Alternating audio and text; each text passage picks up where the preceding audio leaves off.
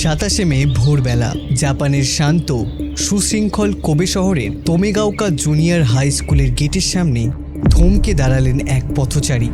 কংক্রিটের উপর রাখা একটি প্লাস্টিক ব্যাগ, আর তার ভিতর থেকে উকি দিচ্ছে মাত্র 11 বছরের শিশুর একটি কুচি মুখ, ক্ষতবিক্ষত, ধর থেকে বিচ্ছিন্ন একটি মাথা। তার চেয়েও শিউরে ওঠার মতো ব্যাপার ছিল সেই নিথর মুখের ভেতর গুজে দেওয়া হয়েছিল লাল কালিতে লেখা একটি চিরকুট, যাতে বড় বড় অক্ষরে কাপা কাপা হাতে লেখা ছিল, "Now the game begins. You stupid police officers. Stop me if you can." একটি অত্যন্ত নিরাপদ ও শান্ত জাপানি সমাজে এই নৃশংসতা কেবল কোনো খুন ছিল না, এ ছিল গোটা দেশের নিরাপত্তা বিশ্বাস ও সভ্যতার পিঠে এক চরম আঘাত। কিন্তু এই ছিন্ন মস্তক কার? কে এই পিশাচ যে পুলিশকে প্রকাশ্য খেলায় আহ্বান জানাচ্ছে? এটাই সেই মামলা যা গোটা দুনিয়াকে স্তব্ধ করে দিয়েছিল। Let's learn more about today's case. This is the case of the Kobe child murders, Azuma Shinichiro. এই নৃশংস হত্যাকাণ্ডের শিকার শিশুটির নাম ছিল জুন হাসে, বয়স মাত্র 11 বছর। তোমোগাওকা এলাকার তাইনোহতা এলিমেন্টারি স্কুলের বিশেষ শিক্ষা বিভাগের এক অত্যন্ত মিষ্টি আর শান্ত স্বভাবের ছাত্র ছিল সে। বিশেষ চাহিদা সম্পন্ন জুন ছিল অত্যন্ত সরল আর মিষ্টি স্বভাবের একটি শিশু। তার মৃদু মানসিক প্রতিবন্ধকতার কারণে সে মানুষকে খুব সহজেই বিশ্বাস করত এবং সবার সাথে ভালোবাসার হাত বাড়িয়ে দিত। 24শে মে দুপুর 2টো জুন বের হয় তার দাদুর বাড়িতে যাওয়ার জন্য, সেখানে দাদুকে দেখতে যাওয়ার জন্য। কিন্তু তারপর সে আর কোনো দিন বাড়ি ফেরেনি। জাপানের মতো একটি দেশে যেখানে ছোট ছোট শিশুরা সম্পূর্ণ একা একা রাস্তায় রাস্তায় খেলাধুলা করতে এবং স্কুলে যেতে অভ্যস্ত, সেখানে একটি 11 বছরের শিশুর নিখোঁজ হওয়া প্রথম দিকে পুলিশ সাধারণ নিখোঁজ ডায়েরি হিসেবেই এটাকে নিয়েছিল আর নিখোঁজ ডায়েরি হিসেবেই নথিভুক্ত করেছিল। কিন্তু মাত্র 3 দিন পর 27শে মে সকালে যখন তোমোগাওকা স্কুলের গেটে জুনের বিচ্ছিন্ন মস্তিষ্ক উদ্ধার করা হয়, তখন গোটা জাপানের বুক কেঁপে ওঠে। শান্ত পাহাড়ি উপত্যকার কোবে শহর রাতারাতি এক অজানা আতঙ্কের গ্রাসে পরিণত হয়। মিডিয়া আর গোয়েন্দারা নিশ্চিত ছিলেন এটি কোনো হিংস্র দ্রুত প্রাপ্তবয়স্ক সাইকোপ্যাথের কাজ, কিন্তু সত্যটা যেখানে লুকিয়েছিল তা ছিল সবার কল্পনার একেবারে বাইরে। ফরেনসিক দল জুনের ছিন্ন মস্তিষ্কটি নিয়ে যায় ময়না তদন্তের জন্য। ডাক্তাররা পরীক্ষা করে একটি অত্যন্ত গুরুত্বপূর্ণ ফরেনসিক ক্লু খুঁজে পান। শিশুর মাথার পিছনে হাড়ের উপর এক ধরনের বিশেষ কোণ থেকে প্রচণ্ড চাপ প্রয়োগের দাগ ছিল, আর তা থেকে ফরেনসিক বিশেষজ্ঞরা নিশ্চিত হলেন যে হত্যাকারী বাঁ হাতি নয়, সে ছিল ডানহাতি একজন। কিন্তু জুনের বাকি শরীরটা কোথায় গেল? কোবে পুলিশ শত শত অফিসার নিয়ে তোমোগাওকা এলাকা এবং তার পাশের পাহাড়িগুলোতে চিরুনি তল্লাশি শুরু করে। অবশেষে স্কুলের থেকে মাত্র কয়েক কিলোমিটার দূরে তোমেগাওকার শান্ত জঙ্গল ঘেরা ট্যাঙ্ক মাউন্টেনের চূড়ায় অবস্থিত একটি পরিত্যক্ত টিভি রেল স্টেশনের অন্ধকার ঘরের ভিতরে পাওয়া যায় জুনের বাকি দেহাবশেষ। জুনের পরিবার 24শে মে বিকেল থেকেই তার নিখোঁজ হওয়ার কথা পুলিশকে জানিয়েছিল। নিখোঁজ হওয়ার দিন জুনের পরনে ছিল তার প্রিয় নীল রঙের পোশাক। পুলিশ তদন্তে জানতে পারে 24শে মে দুপুরে ট্যাঙ্ক মাউন্টেনের পাহাড়ি রাস্তায় সরল কৌতূহল নিয়েই একা হাঁটছিলেন জুন কচ্ছপ খুব ভালোবাসত, আর ঠিক তখনই তাকে ফুসলিয়ে কচ্ছপ দেখানোর নাম করে বনের গভীরে নির্জন পাহাড়ের চূড়ায় নিয়ে যাওয়া হয়, আর সেখানে তাকে অত্যন্ত নির্দয়ভাবে জুতো ও দড়ি দিয়ে শ্বাসরোধ করে হত্যা করা হয়। খুনি জুনের প্রাণহীন দেহটি পরিত্যক্ত স্টেশনের মেঝেতে ফেলে রেখে চলে যায়, কিন্তু তার বিকৃত সেখানেই শেষ হয়নি। পরদিন 25শে মে খুনি একটি স্থানীয় সুপারমার্কেট কোঅপ থেকে লোহা কাটার ধাতব করাত বা হ্যাকসো চুরি করে আর সেই পাহাড়ে ফিরে যায়।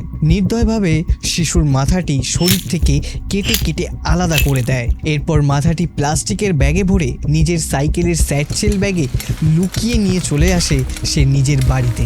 27 মে ভোর রাত 2টোর সময় চারপাশ যখন একেবারে নিস্তব্ধ, তখন সে সাইকেলে চেপে তোমোগাওকা স্কুলের গেটের সামনে গিয়ে মাথাটা রেখে আসে। প্রথমে সে মাথাটা গেটে ঝোলানোর চেষ্টা করেছিল, কিন্তু সেটা না হয় সে সেটা নিচেই ফেলে রেখে চলে আসে।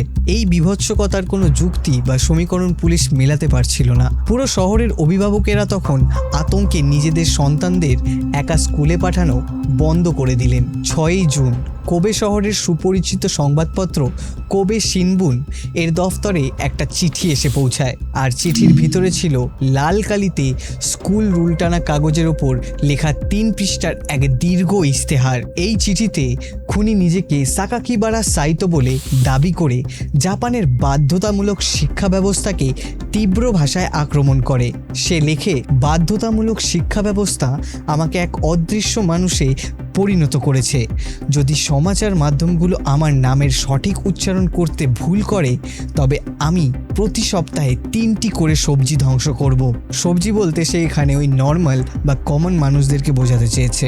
এই চিঠিতে খুনি অত্যন্ত কঠিন ও ধূর্ত জাপানি কঞ্জি অক্ষরের সমন্বয় ব্যবহার করেছিল। চিঠির ভাষা ও মনস্তত্ত্ব দেখে জাপানের বিখ্যাত লিপিবিজ্ঞানীরা ও অপরাধ প্রোফাইলাররা দাবি করতে শুরু করলেন এই খুনি সম্ভবত কোনো সুশিক্ষিত চীনা নাগরিক হতে পারে, কারণ বাক্যের গঠন জাপানিদের মতো একদমই ছিল না। আবার কেউ কেউ বলেন খুনি কোনো বিকৃত মস্তিষ্ক মনস্তত্ত্বের অধ্যাপক বা প্রাপ্তবয়স্ক পুরুষ।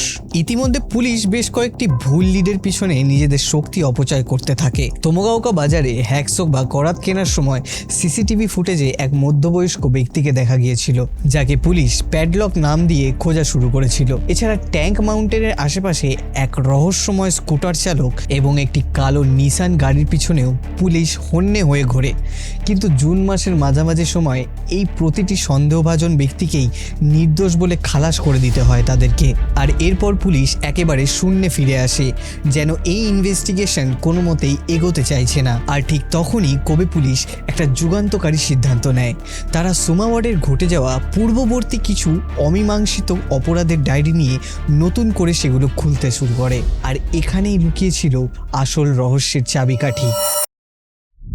10ই ফেব্রুয়ারি কোবের নাকআউচিয়া এলাকায় দুজন 12 বছরের স্কুল যাত্রীকে পিছন থেকে হাতুড়ি দিয়ে মাথায় আঘাত করা হয়েছিল।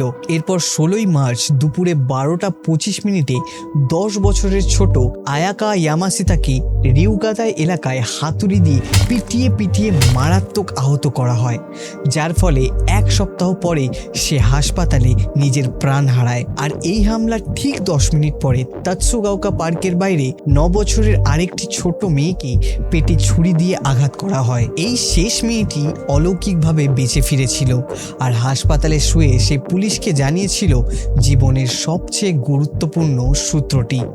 সে জানিয়েছিল আক্রমণকারীরা কোনো প্রাপ্তবয়স্ক পুরুষ ছিল না, সে ছিল একটা টিনের ছেলে, 14 বা 15 বছর, আর তার হাতে ছিল অদ্ভুত ডিজাইনের একটি 13 সেন্টিমিটারের তীব্র ইস্পাতের ড্যাগার বা খঞ্জর।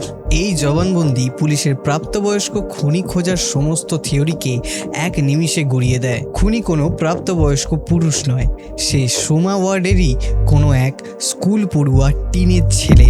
গোয়েন্দার দল এবার তাদের ক্যামেরা সুমাওয়ার্ডের মিডল স্কুল আর জুনিয়র হাই স্কুলের ছাত্রদের নথির দিকে ঘোরায়। কারা ইদানিং অদ্ভুত আচরণ করছে, কার আচরণে অবাধ্যতা বা হিংস্রতার দাগ রয়েছে।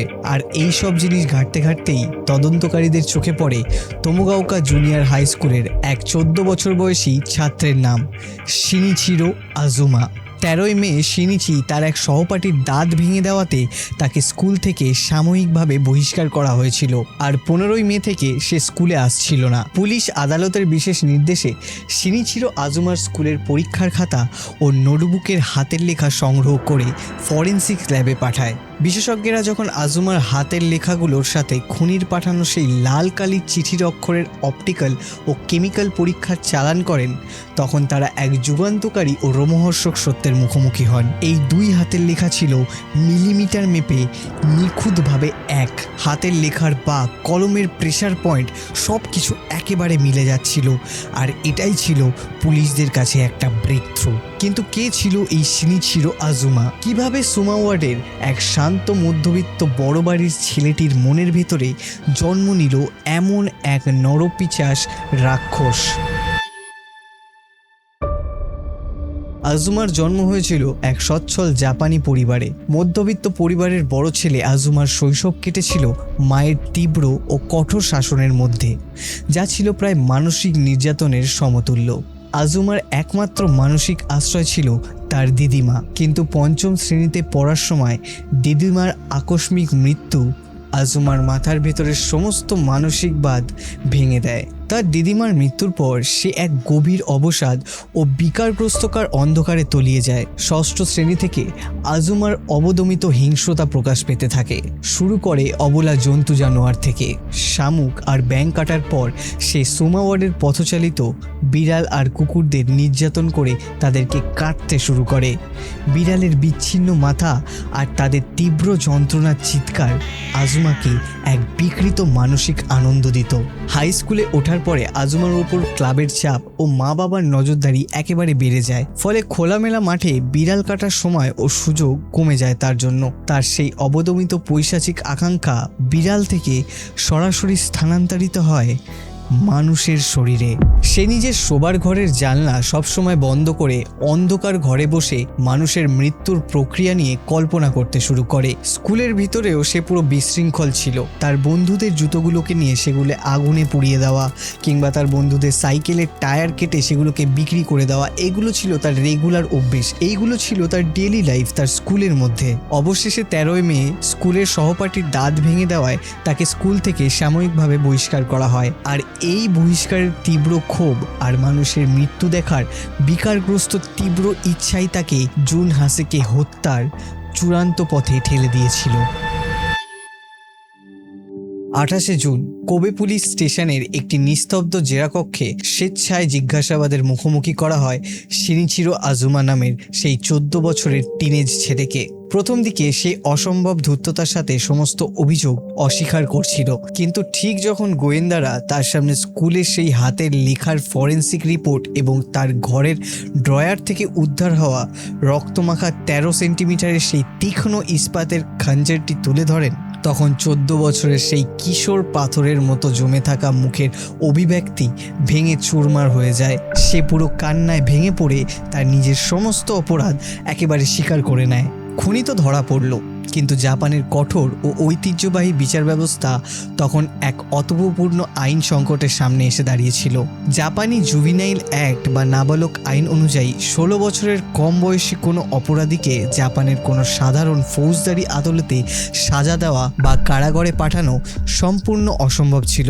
ফলে আজুমার বিচার সাধারণ আদালতে হলো না। 17 অক্টোবর কোবে পারিবারিক আদালত আজুমাকে কান্টে মেডিকেল জুভিনাইল ট্রেনিং স্কুলে অনির্দিষ্টকালের জন্য মানসিক চিকিৎসার জন্য পাঠিয়ে দেয়। সেখানে মাত্র 7 বছর সংশোধনাগারে বন্দি থাকার পর 2004 সালের মার্চ মাসে তাকে শর্ত সাপেক্ষ মুক্তি দেওয়া হয় এবং 2005 সালের 1 জানুয়ারি সম্পূর্ণ নতুন নাম, নতুন পরিচয় ও সম্পূর্ণ গোপন ঠিকানায় জাপানি সমাজেই তাকে পুনর্বাসিত করা হয়। এই রায় বা রিলিজ বলতে পারেন জাপানি সমাজে একটি তীব্র ক্ষোভের আগুন জ্বালিয়ে দিয়েছিল। জনগণের প্রবল চাপের মুখে পড়ে 2000 সালে জাপানি পার্লামেন্ট নাবালক আইন সংশোধন করে অপরাধের বয়সসীমা 16 থেকে কমিয়ে 14 বছরে নামিয়ে আনতে বাধ্য হয়েছিল। কিন্তু ভুক্তভোগীদের ক্ষত কি সত্যিই শুকিয়ে গিয়েছিল? 2015 সাল শিনিচিরো আজুমা তখন 32 বছর বয়সে এক প্রাপ্তবয়স্ক যুবক। সে ভুক্তভোগী পরিবারদের কোনো অনুমতি বা সম্মতি ছাড়াই নিজের অপরাধের পৈশাচিক অভিজ্ঞতা নিয়ে ওটা পাবলিশিং থেকে প্রকাশ করে তার আত্মজীবনী বই জেক্কা। বইটি জাপানের বেস্ট সেলিং তালিকায় উঠে আসে এবং আজুমা রিয়েলিটি বাবদ আয় করে প্রায় 1 কোটি ইয়েন। নিহত জুনের বাবা মামুরো হাস অত্যন্ত ক্ষুব্ধ হয়ে বইটি বাজার থেকে প্রত্যাহারের দাবি জানান। অপরাধের স্মৃতিকথা বিক্রি করে খুনির এই বিপুল অর্থ উপার্জন করা জাপানের সন অফ স্যাম আইন চালুর দাবিকে নতুন করে উস্কে দেয়।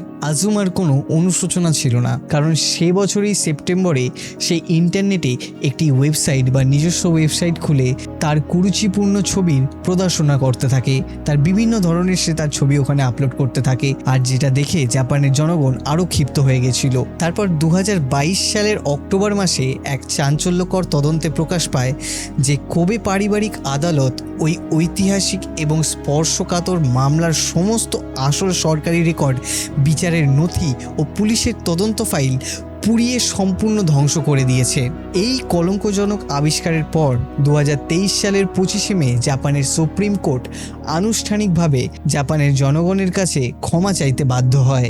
জুন হাসের পরিবার কি সঠিক বিচার পেল? বাকি যে ভিকটিমসরা ছিল তাদের পরিবার কি সঠিক বিচার পেল? শিনিচিরোকে আদালত যে শাস্তি দিল, এটাই কি ছিল জাপানের ন্যায়? আপনাদের কি মনে হয়?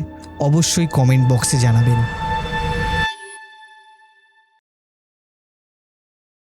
হে everyone, thank you so much এই অবধি ভিডিওটা দেখার জন্য। যদি এই অবধি চলেই এসেছো আর তুমি যদি ট্রু ক্রাইম ডকুমেন্টারিজ ভিডিও পছন্দ করো, তাহলে আমার চ্যানেলটাকে একটু সাবস্ক্রাইব করে রাখতে পারো, কারণ আমি এরকমই ভিডিও এই চ্যানেলে বানিয়ে থাকি। আর এই ভিডিওটা যদি ভালো লেগে থাকে তাহলে লাইক এবং কমেন্ট অবশ্যই করো। দেখা হচ্ছে আপনাদের সঙ্গে পরের ভিডিওতে। ততদিনে ভালো থাকুন, সুস্থ থাকুন, টাটা, বাই বাই।